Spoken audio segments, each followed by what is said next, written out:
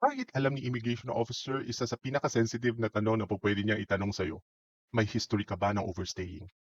At sa sandaling marinig mo yan, normal lang na bumilis yung tibok ng puso mo kasi alam nating lahat, overstaying is a major red flag sa immigration. Pero sa kanila, ito ay posibleng senyales ng rule breaking, illegal work, or intent na hindi umuwi yung particular traveler on time. Pero linawin natin agad yung isang mahalagang bagay. Hindi automatic na disqualified ka kapag may history ka ng overstay. Pag-usapan po natin sa video ito. Ito na naman tayo kabayan. Welcome sa Pila sa Airport, ang official podcast ng The Accidental OFW Channel. Samahan nyo kami sa kwentuhan habang naghihintay sa airport, usapang OFW, travel tips at lahat ng ganap sa biyahe. Ready ka na ba?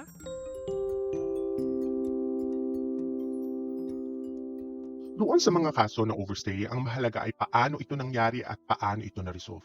Kaya bakit ba tinatanong ni immigration officer yung tungkol dito?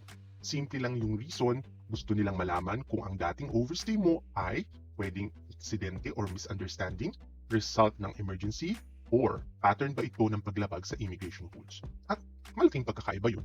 Kung may overstay ka dati, huwag mo itago. Sa panahon ngayon, karamihan ng records nasa system na.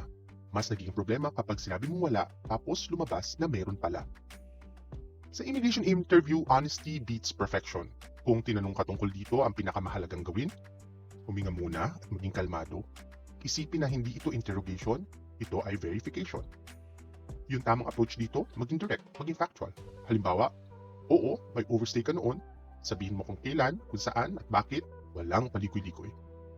Kung dahil sa medical emergency, sabihin mo medical emergency. Kung dahil sa flight cancellation or documentation issue, ipaliwanag mo. Kung nagkamali ka at inamin mo, mas mabuti kaysa i-deflect mo yung question at magsinungaling ka. Mas mahalaga pa dito, na-resolve ba yung pag-overstay mo? At ito talaga yung gustong malaman ng immigration officer. Nagbayad ka ba ng penalty? Sumunod ka ba ng instructions doon sa immigration ng bansa kung saan ka nag-overstay? At umuwi ka ba legally? Malaking points yon. Kung may proof ka, halimbawa meron ka resibo, exit stamp, or official document, dalhin mo. Hindi para ipakita agad, kundi maging handa kung sakaling hihingin nila ito. Isa sa mga pagkakamali ng mga travelers, defensive agad yung tono nila.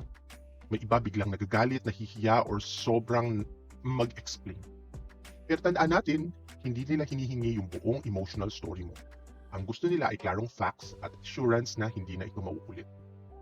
Kapag malinaw mong naipakita na, isolated incident lang yung pag-overstay mo, may valid reason ka naman doon, ayos mo yung issue, may strong ties ka ngayon para bumalik sa Pilipinas, ibig sabihin, okay, mas magiging manageable yung interview.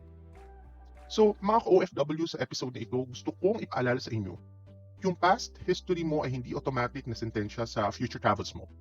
Ang importante dito, syempre, may learning points, natuto ka, sumunod ka, at maayos na yung records mo ngayon. Hindi mo kailangang kabahan kung resolve na yung issue at honest ka doon sa sagot mo. Dahil sa immigration, minsan hindi nila hinahanap yung perfect traveler. Hinahanap nila yung responsableng traveler. At kapag naipakita mo yun, kahit sensitive pa yung tanong na may overstaying history ka ba, mas nagiging kalmado yung usapan at mas may chance ka pa rin makalabas ng bansa ng maayos. Yun lamang po at magandang buhay sa ating lahat and see you po on the next video.